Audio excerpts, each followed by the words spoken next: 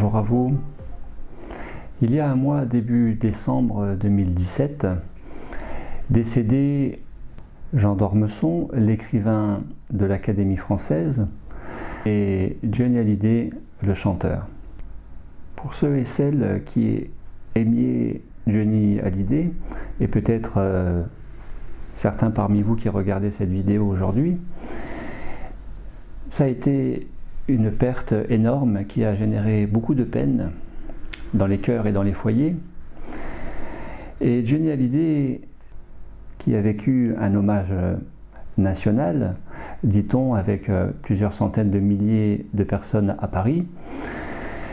J'ai un beau-frère, Philippe, que je salue, qui est un fan absolu de Johnny Hallyday, puisqu'il n'a jamais parlé que de lui. Je n'ai jamais entendu personne d'autre que Johnny Hallyday dans sa bouche. Et Philippe qui s'est rendu à Paris pour la cérémonie d'hommage de la disparition de Johnny Hallyday et qui dit qu'il y a eu même 1 million de personnes à Paris même. Tel est le destin des stars, des icônes, des étoiles et des idoles.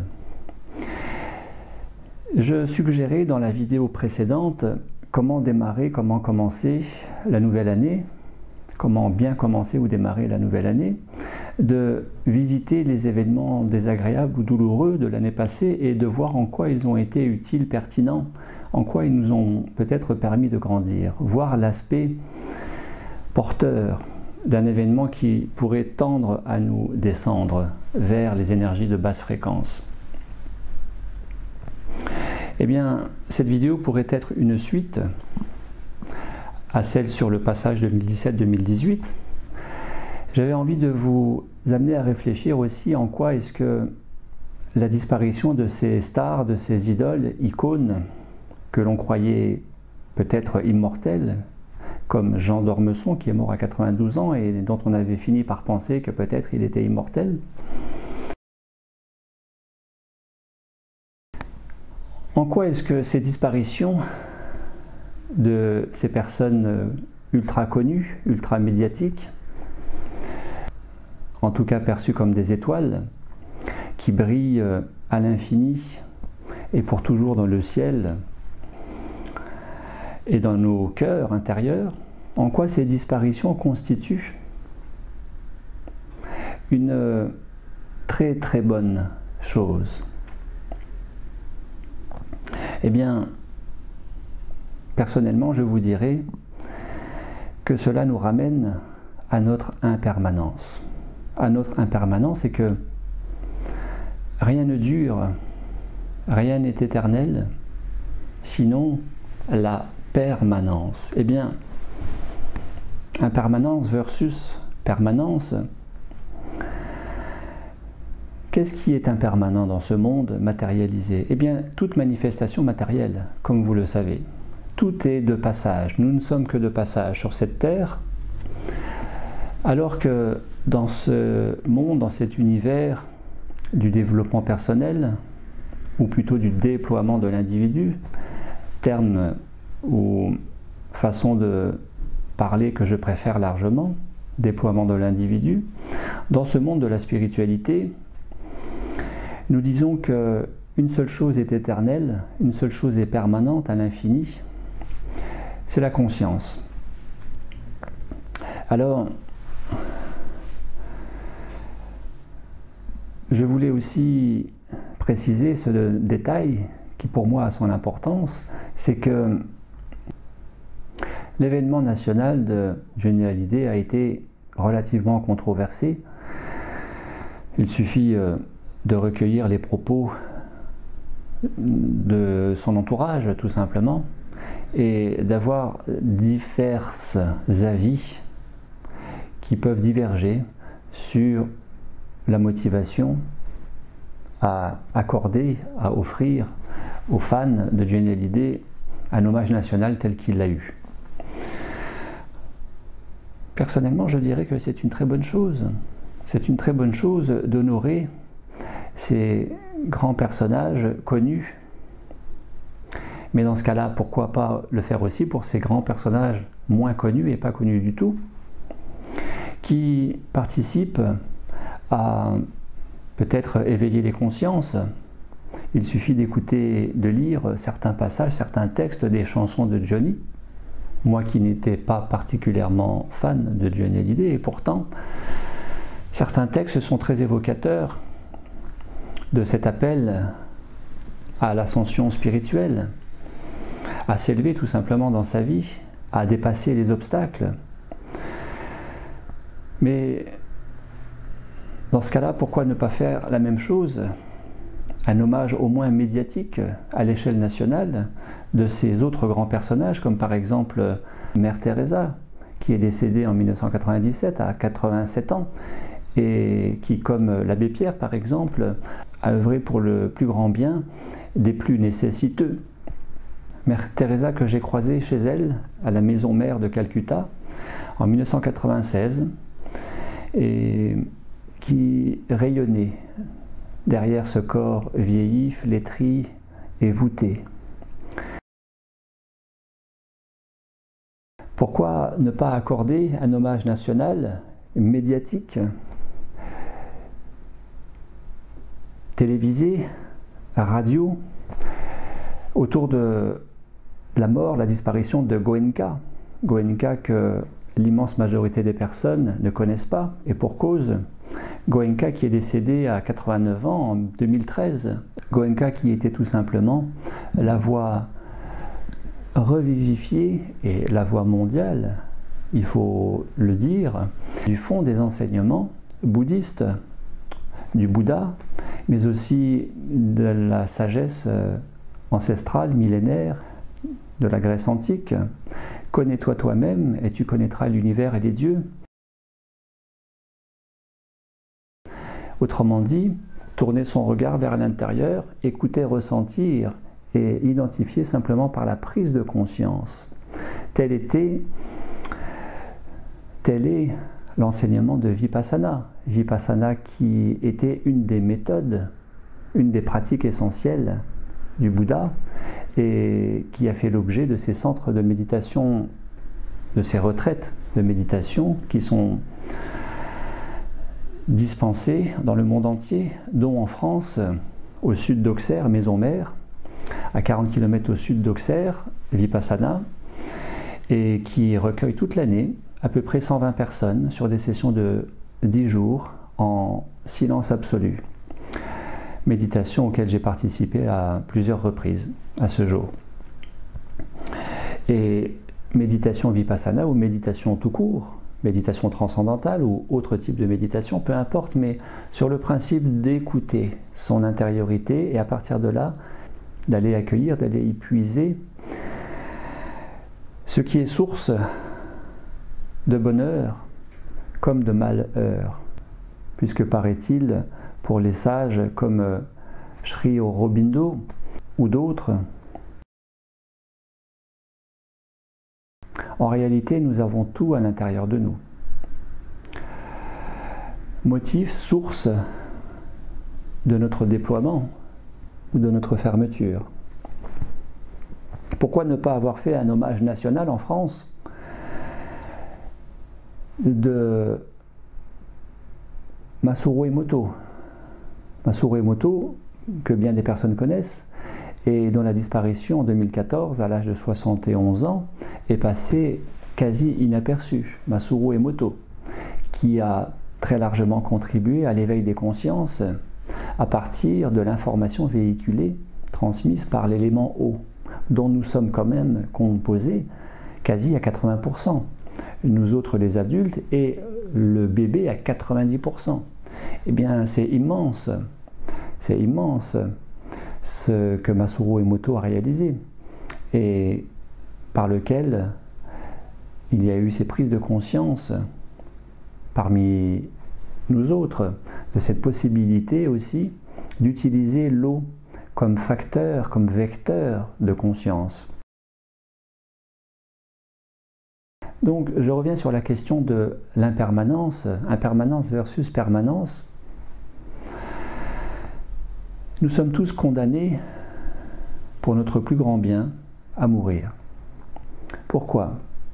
Je dis pour notre plus grand bien. Parce que cela nous rappelle à l'essentiel. L'essentiel, c'est de ne pas perdre trop de temps.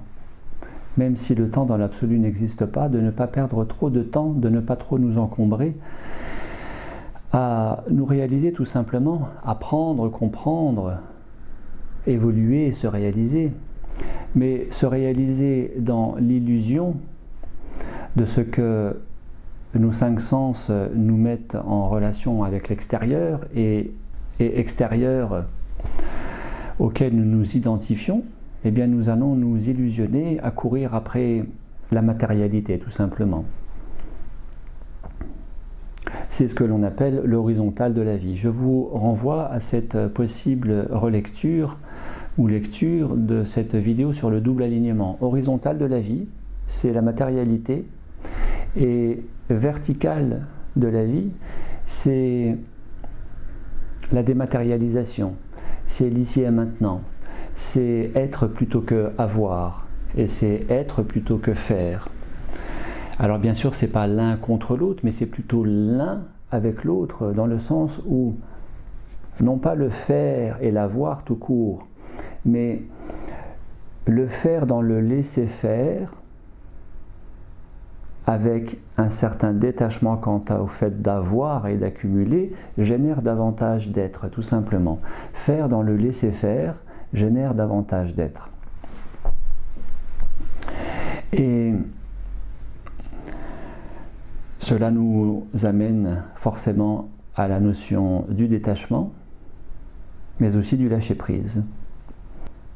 Il y a un pays dans le monde qui génère ces valeurs de détachement, d'humilité, de présence, d'écoute intériorisée de ses propres schémas de fonctionnement, mentaux, émotionnels, comportementaux, qui permettent de prendre conscience aussi de notre capacité à être heureux dans notre vie, puisque c'est le but. Le but de la vie est quand même de se réaliser, certes, mais aussi d'être heureux. Et ce pays que j'ai visité en 2013, eh bien c'est le Bhoutan. Le Bhoutan qui est un pays grand comme la Suisse, qui comprend 1 million d'habitants, pas plus. En 2013, c'était, disons-nous, 900 000 habitants. Et qui est à côté du Népal, sous le Tibet sinisé, occupé par la Chine, dont on dit qu'il n'y a plus de Tibet, mais que c'est maintenant la Chine. Je ne suis pas tout à fait d'accord. En tout cas, chacun y verra depuis sa propre fenêtre. Et le Bhoutan est dirigé par un roi de la lignée des Wangchuk. Et l'actuel roi, fils du 4e, qui est Jigme Wangchuk, porte une toque, un chapeau.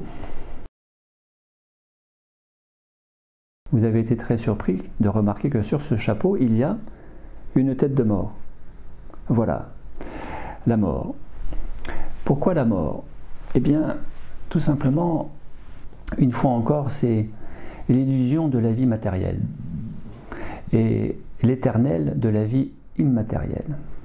La conscience qui survit à tout, en définitive, l'esprit, l'âme. Encore faudrait-il faire la nuance, la distinction entre l'esprit et l'âme, mais en tout cas, l'énergie de vie véhiculée par la conscience, c'est ce que nous appelons les courants induits de Foucault en physique, et la conscience véhiculée par l'énergie de vie, qui est non plus l'inconscient collectif, mais la conscience universelle.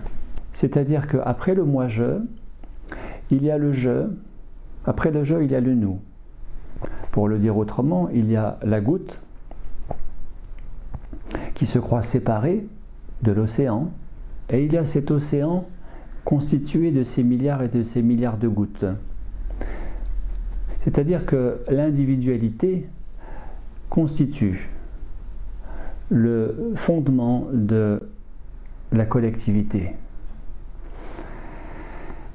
La diversité, la multiplicité des consciences participent à la conscience universelle. Ce serait aussi une définition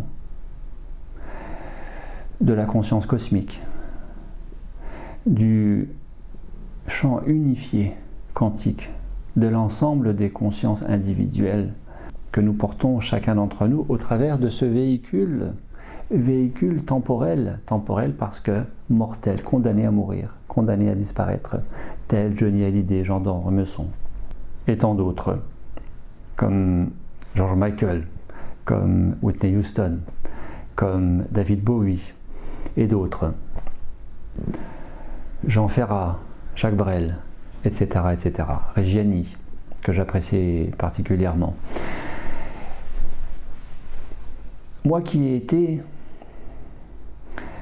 fan, adolescent, personnellement non pas de Johnny Hallyday, mais plutôt de Stevie Wonder,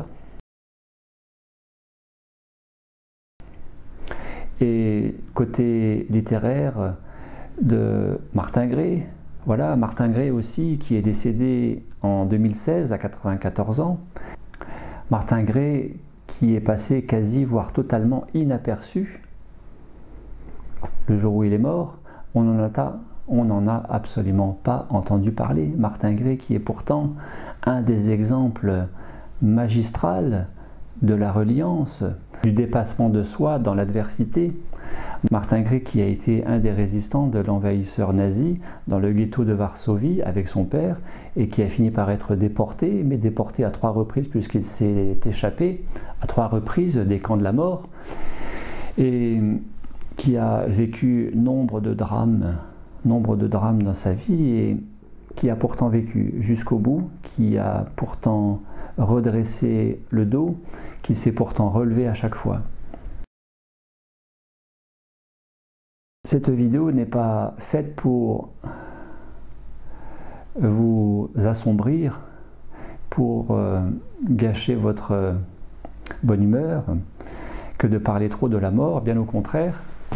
Le Bhoutan, qui est le pays du bonheur, véhicule ces valeurs de l'impermanence et de l'essentiel, de manière à générer davantage ou vivre tout simplement le bonheur à la bonne heure, et vivre à la bonne heure ce pourquoi nous sommes tous incarnés. Et donc, la réflexion que je voudrais vous proposer, je n'attendrai aucune réponse, bien sûr, les réponses appartiennent à chacun. Je voulais simplement vous proposer ces 3 axes de réflexion possibles. Puisque nous ne pouvons pas vivre sans nous nourrir, eh bien, je voulais vous inviter à réfléchir à ce premier item. D'après vous, faut-il se nourrir pour vivre? Ou faut-il vivre pour être nourri?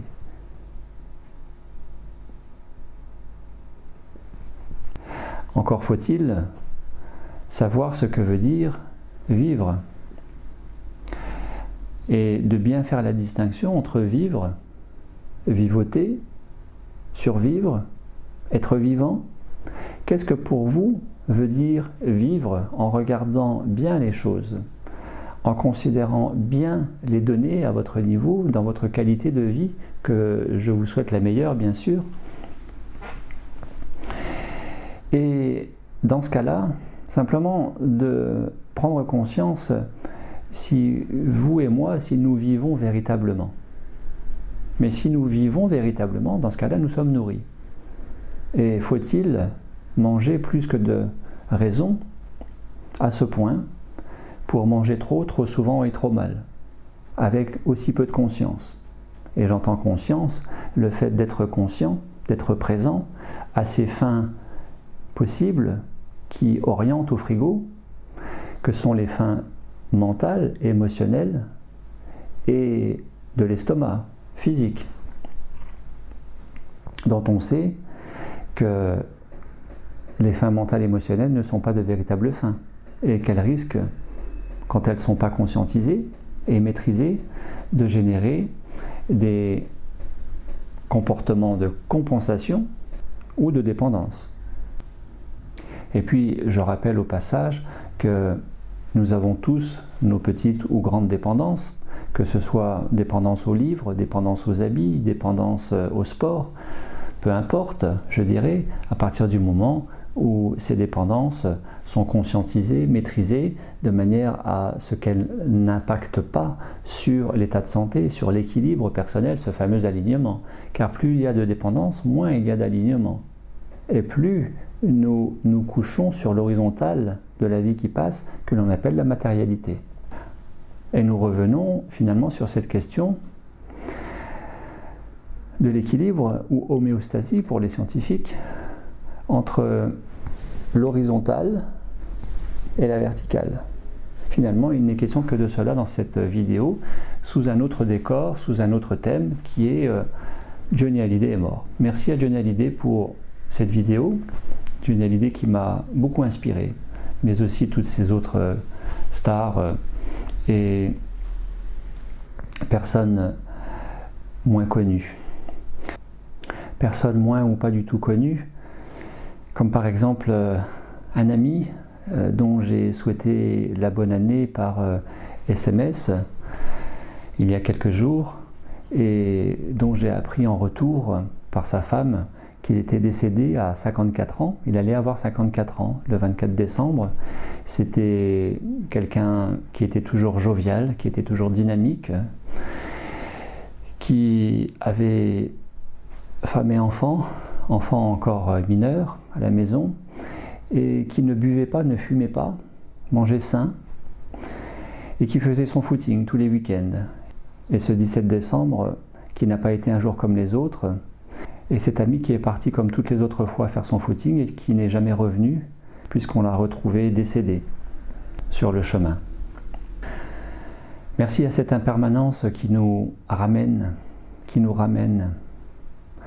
à la temporalité de toute la matière manifestée et appréhendée par les cinq sens, et par ailleurs conscience qui nous rappelle à chaque épisode, à chaque événement difficile, désagréable ou douloureux de notre vie, de ne pas nous attacher, Après tout,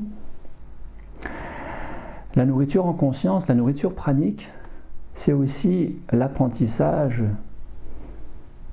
du voyager léger dans notre vie, traverser cette vie dans le voyager léger. Chose que je rappellerai aussi à Christian, qui vient de terminer un processus de 14 jours avec moi, mais qui vient aussi d'acquérir une maison, de signer pour un achat,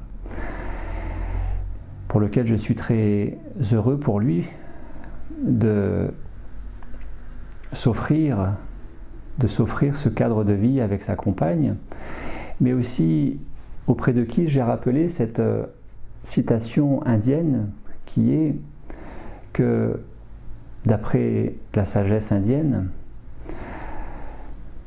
de nous inviter à traverser la vie comme un pont, mais de ne pas nous y arrêter. Au sens propre ou au sens figuré, bien sûr. La vie est un pont, traverse-le, mais ne t'y arrête pas. Comme deuxième axe de réflexion possible, je voulais vous suggérer cela. Si vous ne vivez pas véritablement, si vous n'êtes pas véritablement heureux,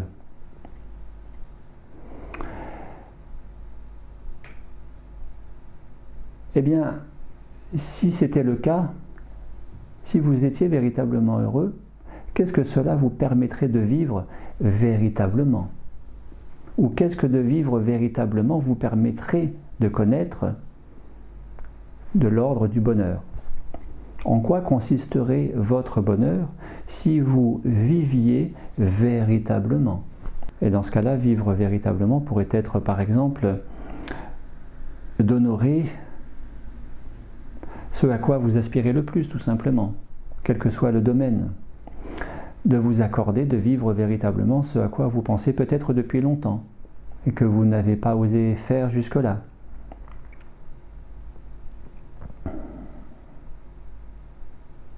Enfin, troisième axe de réflexion possible, pour que vous puissiez vivre véritablement et être véritablement heureux, et je fais exprès d'insister sur le mot véritablement, véritablement vérité, et qui suggère l'authenticité avec soi-même, et bien puisque voyager léger suggère le détachement, mais aussi et avant tout le lâcher prise, je voulais vous renvoyer à cette troisième axe de réflexion possible. Qu'est-ce que vous avez du mal à lâcher? Qu'est-ce que vous ne lâchez pas qui vous empêche d'être véritablement heureux? Qu'est-ce que vous pourriez lâcher véritablement comme difficulté, comme obstacle, comme frein, peut-être comme peur, ou peut-être comme interdit de, l'interdit à la réussite, l'interdit à la liberté, l'interdit à l'affirmation de soi, l'interdit au fait de prendre son espace et de se déployer. Qu'est-ce que vous retenez et qui va nourrir tout le contrôle intellectuel? Le fait de ne pas se rencontrer véritablement. Le contrôle intellectuel, mental, émotionnel, qui va constituer la personnalité. La personnalité qui va nourrir les masques, le paraître et non pas l'être. Et le paraître se nourrissant aussi de l'avoir bien plus que du être. Et nous retournons sur cet axe de l'horizontale et de la verticale. Voilà, donc je voulais simplement vous inviter à cela.